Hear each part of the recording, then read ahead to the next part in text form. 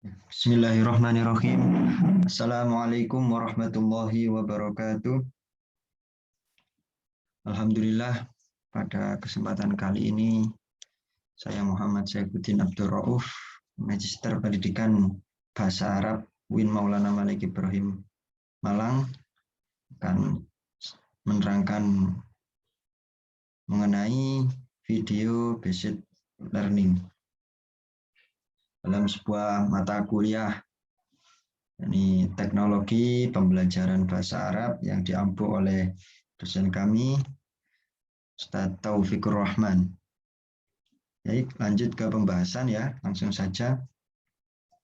Sebenarnya apa sih itu video based learning?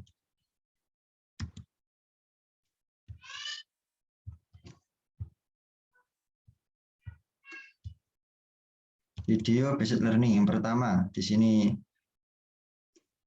seperti yang kita ketahui bahwasanya perkembangan teknologi informasi beberapa tahun terakhir ini telah tumbuh dengan kecepatan yang sangat tinggi. Mungkin kita sekarang sudah mengalami bagaimana kita itu harus paham teknologi, kita harus berinovasi dengan teknologi, dan tidak hanya menggunakan teknologi-teknologi terdahulu, tapi dengan berkembangnya zaman kita harus bisa mengetahui, kita harus bisa menggunakan teknologi. Ya, dan hal ini sangat berimbas pada pembelajaran, pada dunia pendidikan.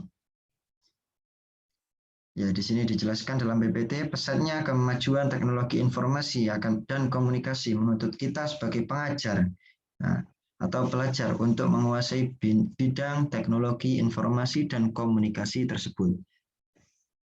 Kemudian media video merupakan salah satu media yang disenangi oleh kalangan karena adanya penggabungan antara gambar, suara, dan teks yang kemudian yang memudahkan orang lebih gampang untuk mempelajari dan memahami suatu materi dalam sebuah pembelajaran. Ya, betul. Dengan kemajuannya sebuah teknologi ini, info pembelajaran sangat berinovasi sekarang ya. Kalau yang dulu kita ketahui ada yang hanya audio saja, tapi sekarang kita bisa ada gambarnya, ada teksnya, ada audionya. Jadi 3 dimensi ini menjadi satu. Jadi itu memudahkan bagi terutama pendidik dan peserta didik itu semakin mudah untuk memahami sebuah materi dan memahamkan materi kepada peserta didik. Baik, selanjutnya media pembelajaran. Ya, media pembelajaran adalah sarana untuk meningkatkan kegiatan proses belajar dan mengajar. Ya, banyak yang kita ketahui ya sudah ya definisi dari media pembelajaran. Yang kemudian perkembangan media pembelajaran dibagi atas 3 generasi utama, generasi 1, generasi 2, dan generasi 3. Dan saya kira sekarang kita masuk pada generasi ketiga karena banyak sekali teknologi yang sekarang dulunya kita masih menggunakan fisik, menggunakan tubuh kita untuk melakukan sesuatu, dan sekarang kita sudah menggunakan teknologi untuk bekerja, untuk mencari uang, dan lain-lain. Kemudian kembali ke pembahasan bahwasanya kita di sini sedang membahas mengenai video based learning ya. Media video. Jadi video based learning itu adalah media video yang digunakan untuk pembelajaran. Ya. Media video adalah salah satu jenis media audiovisual dan dapat mencerminkan suatu objek yang bergerak bersama dengan adanya suara.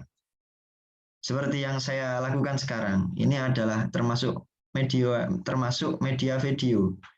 Jadi saya berbicara, nanti akan saya rekam. Ini merupakan salah satu penggunaan video based learning.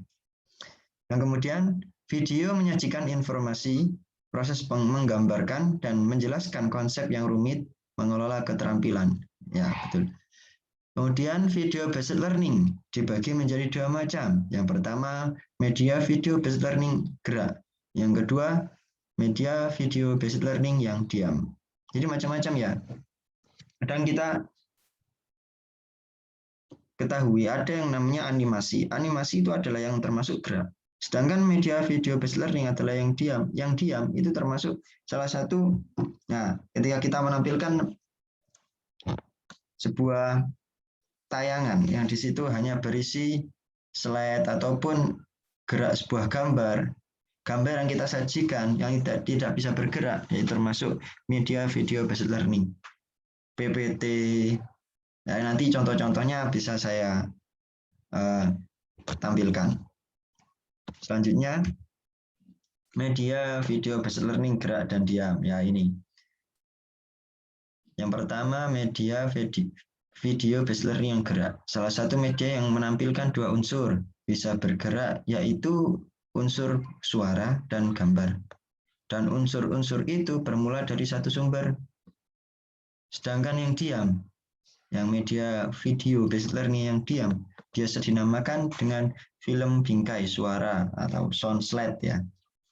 Hanya ya itu tadi. Dan merupakan salah satu dari media video dengan menampilkan unsur suara dan gambar yang diam. Unsur suara dan gambarnya berasal dari sumber yang berbeda. Film bingkai suara, sound slide merupakan slide yang ditambah dengan suara dari sumber audio yang berbeda, bukan alat audio visual lengkap.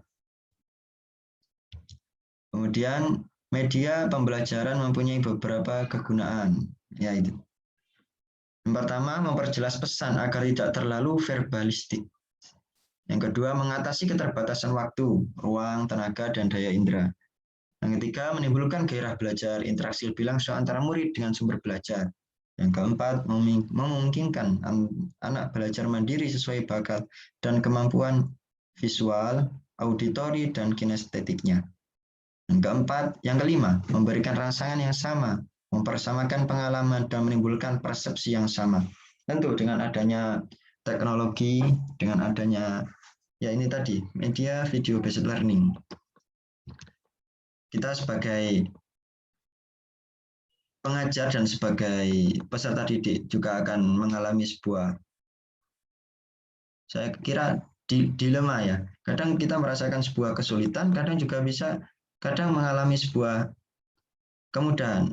Karena tentu dalam mempelajari, dalam menggunakan terutama media video based learning, entah itu apa saja nanti di belakang saya jelaskan, itu juga ada kesulitannya, juga ada kemudahannya. Dan bagaimana kita bisa memahami kedua hal tersebut. Selanjutnya, nah langkah-langkahnya. Langkah-langkah menggunakan media video based learning ini ya, bagaimana, apa saja. Yang pertama, mempersiapkan dari guru maupun peserta, persiapan dari guru maupun peserta didik. Ya tentu kita harus persiapan contoh ketika saya mau presentasi. Nah, seperti sekarang ini ketika saya mau menjelaskan sesuatu yang saya rekam, saya harus mempersiapkan apa yang saya sampaikan, bagaimana nanti tampilan PPT-nya, bagaimana nanti makalahnya. Intinya saya harus menguasai materi dan bagaimana nanti yang mendengarkan apa yang saya bicarakan itu bisa paham. Ya, itu terutama dari guru ya. Nanti peserta didik otomatis juga, oh saya harus melihat dengan jelas, saya harus mendengarkan dengan teliti agar saya paham materi yang disampaikan oleh guru saya. Gitu. Kemudian yang kedua, persiapan guru. Nah, itu tadi sudah saya jelaskan, mempersiapkan video sesuai tujuan dan materi pembelajaran. Yang ketiga, persiapan peserta didik mengelola kelas dengan mengatur penempatan peserta didik sesuai instruksi yang diinginkan.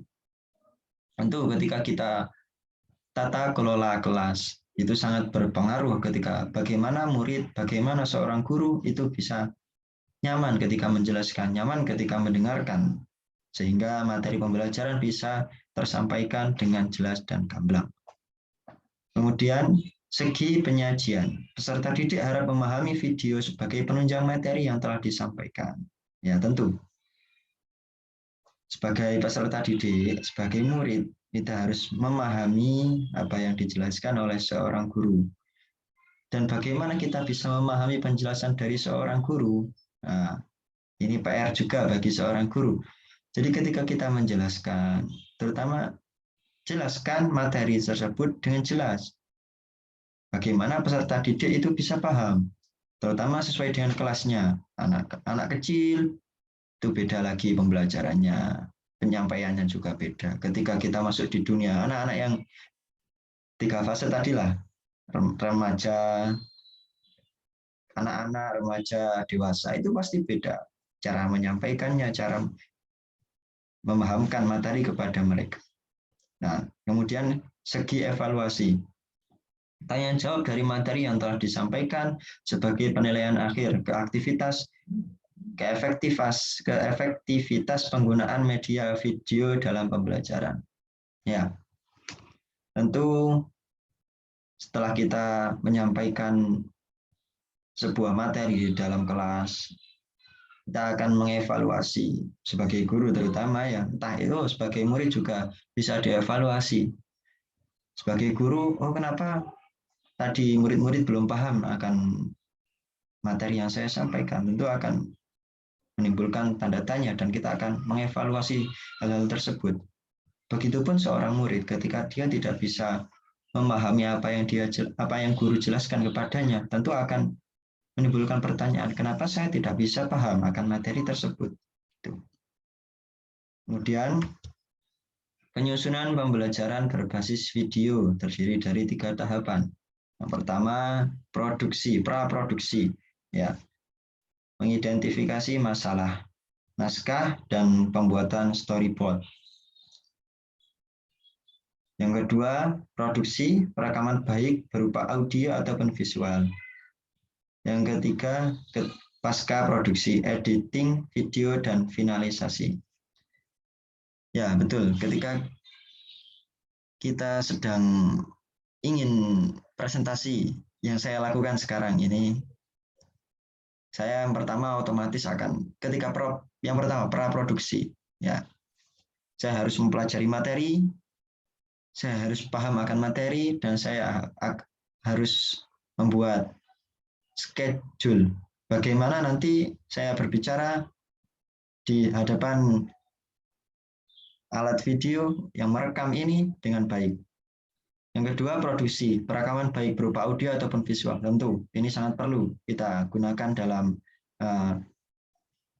merekam sebuah video ya. Bagaimana suara kita bisa didengarkan dengan jelas dan baik. Yang ketiga, saya kira ini sebuah kesunahan. Nah, kadang ya ketika kita sudah merekam, itu langsung kita finalisasi, editing video. Ya, itu kesunahan saya kira. Kadang ada yang langsung finalisasi, ada yang juga yang masih diedit. Karena dengan diedit videonya tentu akan lebih baik, lebih bagus secara tampilan dan secara suara. Saya kira begitu. Kemudian aplikasi-aplikasi pembelajaran berbasis video. Tentu dalam penggunaan teknologi yang saya kira sangat canggih sekarang ini, banyak sekali aplikasi-aplikasi pembelajaran yang berbasis video. Di sini saya tampilkan ada Cam Studio. Oh, saya kira banyak sekali yang sudah tahu ya penggunaannya ya. Pertama saya bacakan saja. Aplikasi ini dapat didapat gratis dan untuk membuat proyek-proyek pribadi dan komersil tanpa ada royalti ataupun uang. Yang kedua, memiliki kemampuan untuk menyimpan video dari hasil rekaman dalam 2 tipe file, diantaranya menyimpan file dalam bentuk video yang dikenal dengan tipe file extension AVI, dan dapat diputar di media player atau QuickTime. Dengan program ini dapat mengatur pengoperasian video sesuai dengan keinginan. Misalnya ingin mempercepat movie atau ingin kembali ke awal dan sebagainya. Sedangkan yang ketiga, mengkonversi AVI ke dalam bentuk extension SWV. Pada tipe ini dapat dijalankan dengan program Macromedia Flash Player. Tentu jika ingin memahami aplikasi ini, Cam Studio, download dulu di Play Store dan lain-lain lah tentunya. Banyak sekali media sekarang, media tempat mendownload kita nanti. Nah, itu silahkan di-download, dipelajari sendiri. Yang kedua, Microsoft PowerPoint.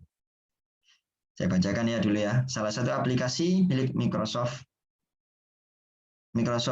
PowerPoint ini menyediakan fasilitas slide guna menampung pokok pembicaraan yang akan disampaikan ke peserta didik.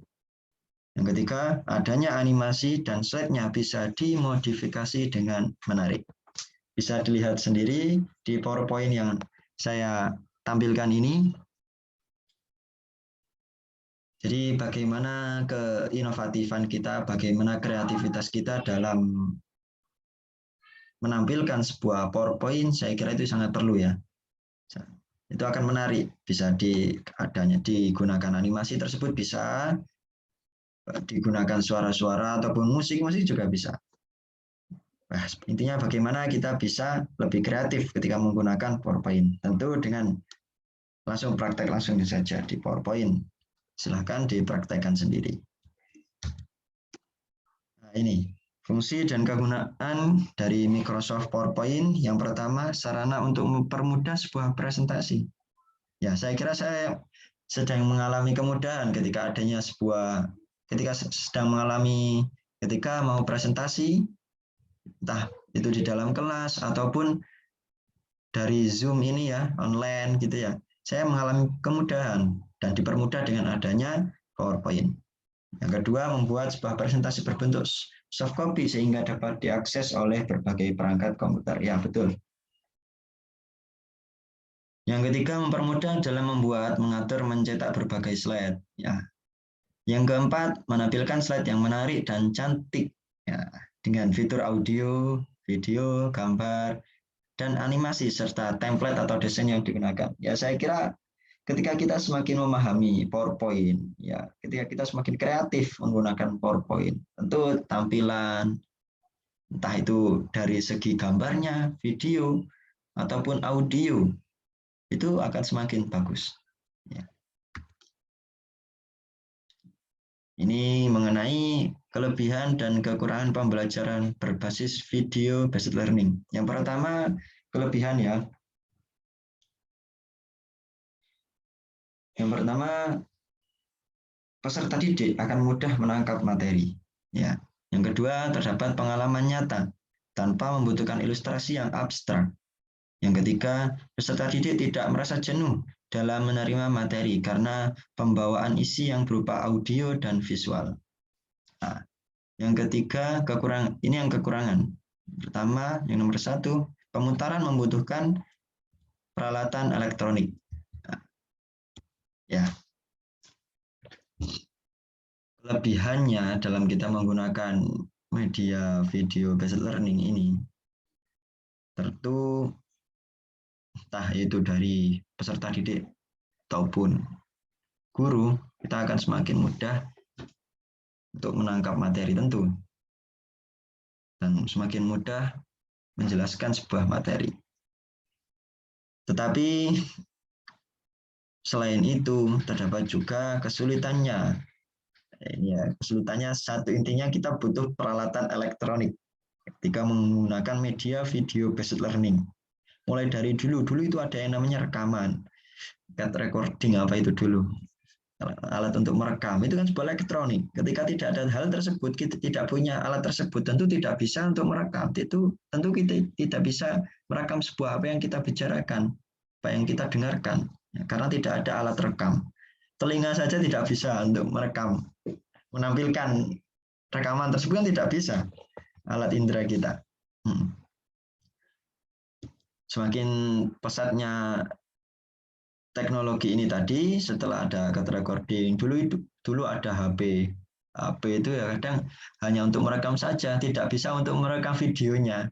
Semakin berkembangnya zaman lagi, akhirnya sampai pada saat ini kita bisa merasakan sebuah kecanggihan teknologi.